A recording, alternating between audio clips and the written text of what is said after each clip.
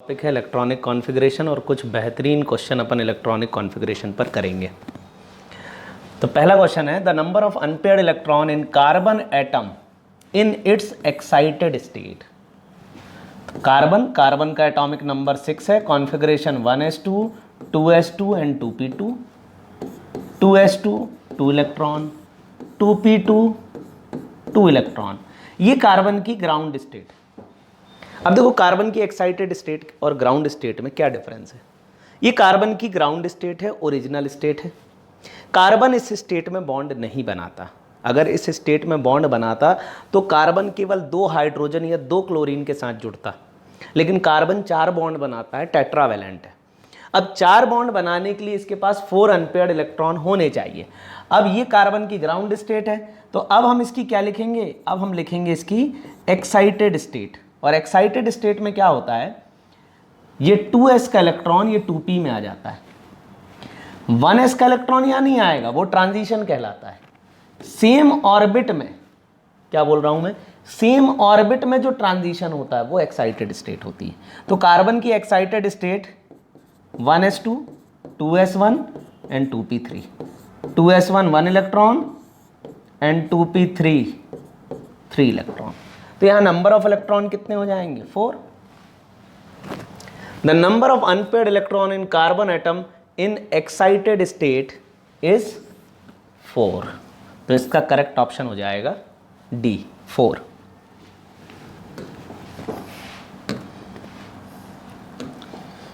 Next question, बहुत अच्छा question है ये। The magnetic moment of m plus x, ये प्लस एक्स इस पे चार्ज है, एटॉमिक नंबर m25, एलिमेंट का एटॉमिक नंबर 25 है, मतलब इसमें 25 इलेक्ट्रॉन है, इज, ये यहां पे थोड़ा सा करेक्शन है, √15 बोहर मैग्नेटॉन।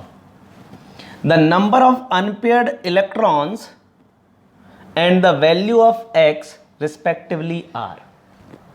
तो यहां पर हमें क्या दिया, मैग्नेटिक मोमेंट। चलो मैग्नेटिक मोमेंट का सबसे पहले फॉर्मूला लगाओ, mu is equal to n+2 का रूट।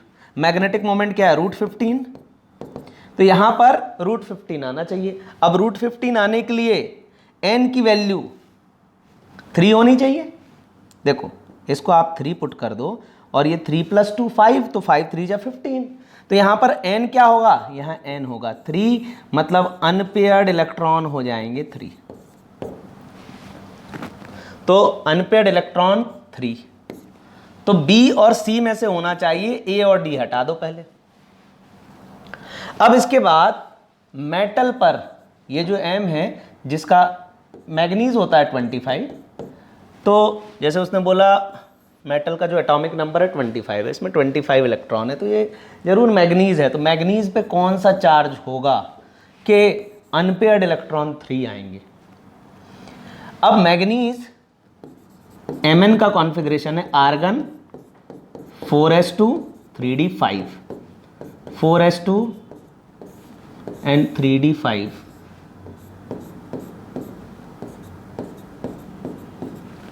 अब मुझे कितने चाहिए, 3 अनपेयर्ड चाहिए। तो इस पे चार्ज क्या होगा, सबसे पहले 2 इलेक्ट्रॉन इसमें से जाएंगे और 3 और 4 2 इलेक्ट्रॉन इसमें से जाएंगे। अगर इसमें से 4 इलेक्ट्रॉन चलाए जाते हैं तभी नंबर ऑफ अनपेयर्ड इलेक्ट्रॉन 3 आएंगे। तो इस मेटल पे चार्ज जरूर क्या होना चाहिए, +4 होना चाहिए। तो इसका करेक्ट ऑप्शन हो जाएगा सी। तो यहां पर मेटल के ऊपर जो +x है वो +x +4 है, मेटल मैग्नीज है। ठीक है, चलो नेक्स्ट क्वेश्चन देखते हैं।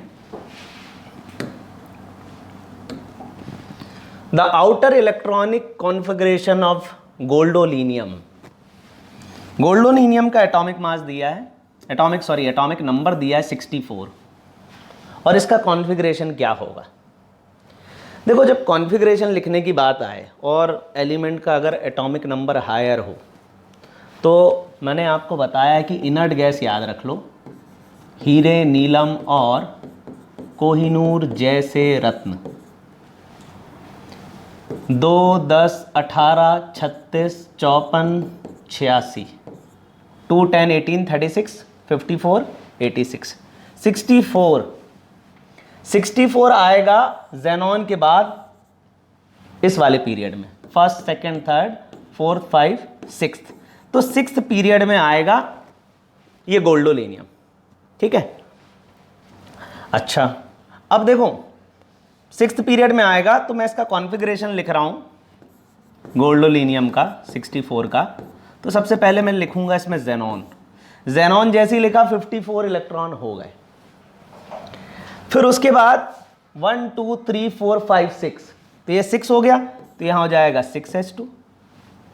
54 के बाद ये अपन पहुंच गए 56 पर। अब 6s के बाद हम 4f भरते हैं, 4f, और फिर आता है 5d। 58 हो गए, बचे कितने, 6 इलेक्ट्रॉन। 6 इलेक्ट्रॉन हमें और बनने हैं, लेकिन गोल्डोलेनियम में 1 इलेक्ट्रॉन डी में चला जाता है, 5 यहां आ जाते हैं। ये एक्सेप्शनल केस है। ये जो एफ ब्लॉक एलिमेंट होते हैं इनमें आपका कुछ केस एक्सेप्शनल वाले हैं, या इनका कॉन्फ़िगरेशन ही यही होता है, इनका जनरल कॉन्फ़िगरेशन यही होता है। कभी कभी इलेक्ट्रॉन 1 इलेक्ट्रॉन डी में चला जाता है। अच्छा, डी 1 से 2 नहीं होगा, ये असल में लैंथेनाइड एक्टिनाइड सीरीज के एलिमेंट, ये D1 ही होगा, ये 0 या 1 होगा। तो यहाँ इस केस में 4f5 5d1 है। जैसे यूरेनियम के केस में भी ऐसे ही होता है, D में 1 इलेक्ट्रॉन चला जाता है, बाकी इलेक्ट्रॉन आप F में रख दो, है ये F ब्लॉक एलिमेंट। तो 6s2 4f5 और 5d1, कहाँ है 5d1, 5d1, 6s2 4f7, 5d1, यहाँ कोई ऐसा ऑप्शन ही नहीं दिया है। 4f5 54, सॉरी हाँ 54 + 2 56, 56 के बाद 64, मतलब 8 इलेक्ट्रॉन बनने हैं, सॉरी 8 इलेक्ट्रॉन बनने हैं, तो 1 इसमें आएगा और 7 इसमें आएंगे, बिल्कुल सही। तो 4f7 और 5d1 और 6s2, तो इसका करेक्ट ऑप्शन बी होगा। एक बार फिर से बता दे रहा हूं, जो F ब्लॉक एलिमेंट है उनका जनरल कॉन्फ़िगरेशन होता है NS2 N-2F 1 to 14 और N-1 D 0 to 1। कभी कभी D1 हो जाता है, बाकी इलेक्ट्रॉन F में चले जाते हैं, ठीक है। तो ये बात समझ में आ गई होगी। हमने यहाँ पर इलेक्ट्रॉन्स कैलकुलेट करने में गलती कर दी थी।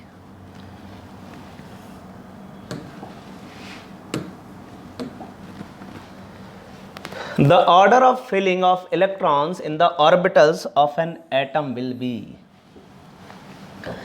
एक एटम में इलेक्ट्रॉन्स को फिल करने का सीक्वेंस क्या होगा, एनर्जी के अकॉर्डिंग होगा। जिसकी एनर्जी कम है उसको हम पहले भरेंगे, या फिर आप एक रूल लगा सकते हो N+L रूल। जिसकी N+L की वैल्यू कम होगी उसको हम पहले भरेंगे, उसकी एनर्जी कम होगी। तो आपको ये याद रखना, जैसे 3D की बात करें तो 3D के लिए N की वैल्यू 3 हो गई और D के लिए L की वैल्यू 2 हो गई, तो N+L क्या हो गया 5। वैसे ही 4s के लिए N की वैल्यू 4 हो गई और L की वैल्यू 0 हो गई, तो इसके लिए N+L की वैल्यू 4 ही हो गई। मतलब 3D की एनर्जी 4s से ज़्यादा है, तो हमें 4s पहले भरना है। तो यहाँ पर ये देखो, ये बात तो पहले ही गलत हो गई, हमें 4s पहले भरना है, फिर 3D भरना है, फिर 4p, फिर 5s, फिर 4d। ये सीक्वेंस बिल्कुल सही है, हमें इलेक्ट्रॉन ऐसे ही भरने पड़ेंगे। नहीं हो तो आप अबाउ प्रिंसिपल लगा के देख लो।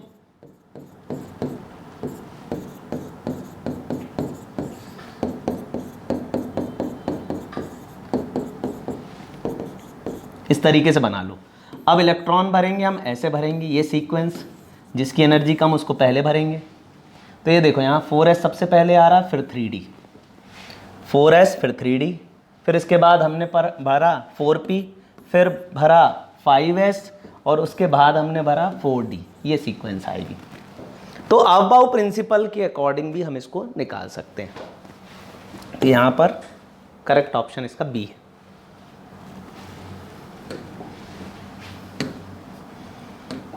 चलो next question, the electronic configuration of Fe+2 ion is.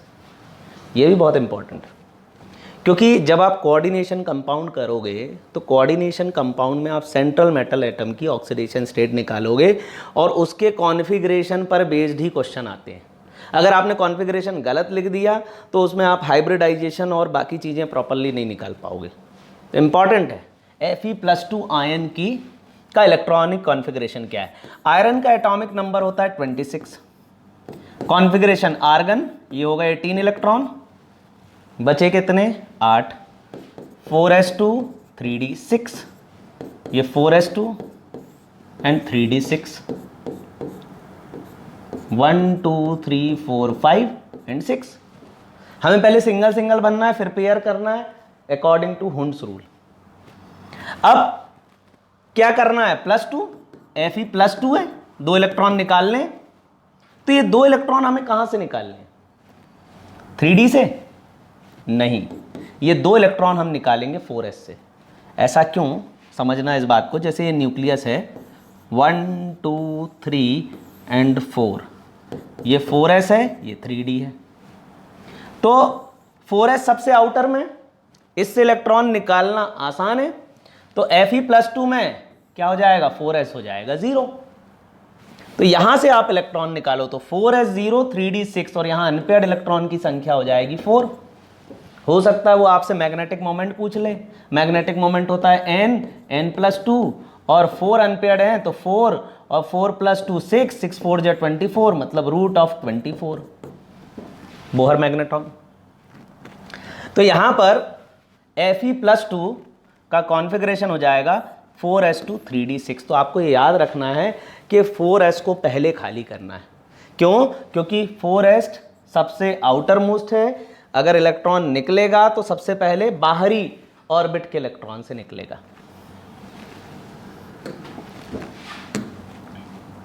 चलो next question, the electronic configuration of copper. Copper का एटॉमिक नंबर है 29, लिख लो आर्गन 4s1 3d10। क्या होता है, ये 4s से एक इलेक्ट्रॉन उठकर यहां चला जाता है, 1 2 3 4 5 6 7 8 9 10, 3d10। अब ये फुल्ली फिल्ड हो जाता है क्योंकि फुल्ली फिल्ड ज़्यादा स्टेबल होता है। क्रोमियम और कॉपर के केस में ऐसा देखने को मिलता है। क्रोमियम में क्या है, हाफ फिल्ड बन जाता है, इसलिए 4s1 3d5 हो जाता है क्रोमियम में, और कॉपर में 4s1 3d10 हो जाता है क्योंकि फुल्ली फिल्ड ऑर्बिटल ज़्यादा स्टेबल होते हैं। तो यहाँ पर आपको लास्ट में क्या देखना है, 4s1 3d10, तो बी ऑप्शन इसका करेक्ट है।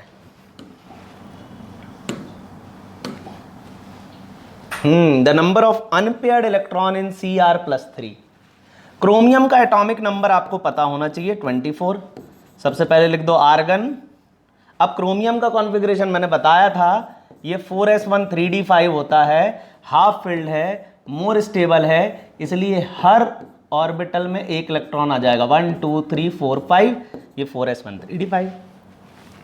अब क्रोमियम पे चार्ज क्या आ रहा है, यहाँ +3। +3 का मतलब क्या है, 3 इलेक्ट्रॉन जाएंगे। अब 3 इलेक्ट्रॉन जाएंगे तो पहले तो एक 4s से जाएगा, इसको 0 कर दें, और 2 यहां से चले जाएंगे, तो क्या बनेगा 3d3 1 2 3। तो नंबर ऑफ अनपेयर्ड इलेक्ट्रॉन कितने हो जाएंगे इसमें, 3। Option B.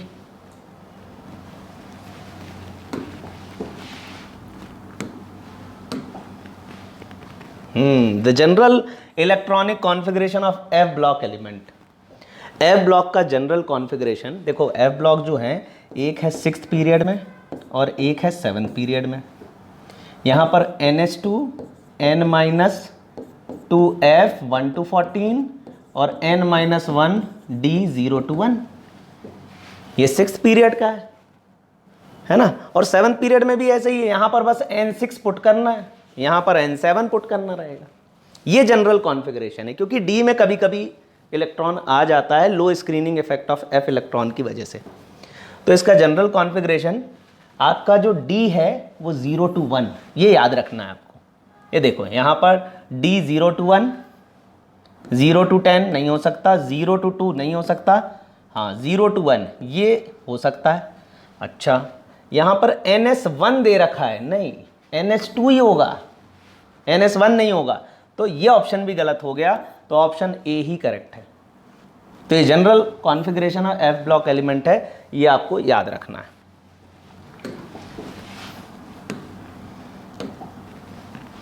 The electronic configuration of uranium is, सबसे पहले तो यूरेनियम का एटॉमिक नंबर पता होना चाहिए, 92 इलेक्ट्रॉन है इसमें। वही इनर्ट गैसेस आपको याद होनी चाहिए, helium, neon, argon, krypton, xenon, radon, oganesson. 2, 10, 18, 36, 54, 86, 118 magic number भी कहते हैं, इनको याद ही रख लो। अब यूरेनियम क्या है, 92, सबसे पहले लिख दो रेडॉन, ये 86 इलेक्ट्रॉन हो गए। चलो 7 पीरियड की बात कर रहे हैं, 7s2, तो 86 + 2 88, फिर आ जाएगा 5f, 88 के बाद 92, मतलब 4 इलेक्ट्रॉन चाहिए मुझे। ये हो गया 86 + 2 88, ये 92, 4 इलेक्ट्रॉन और भरने हैं। चाहे तो मैं 5f में चारों भर दूं, लेकिन वो कॉन्फ़िगरेशन हो जाएगा गलत, क्योंकि यहाँ पर आने वाला है 6d और 6d में जाता है 1 इलेक्ट्रॉन और बचे हुए 3 इसमें आते हैं।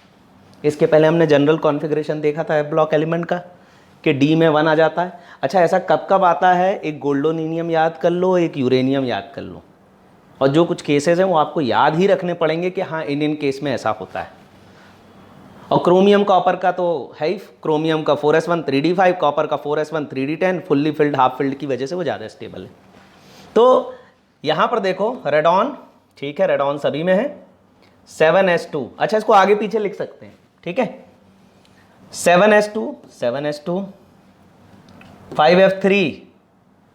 5f3, ये देखो ये 5f5 तो हो ही नहीं सकता, ये नहीं हो सकता, और 6d1 क्योंकि d2 तो होता ही नहीं है, ठीक है। तो यहाँ पर ऑप्शन क्या हो जाएगा, 5f3, 6d1, 7s2, ऑप्शन हो जाएगा डी।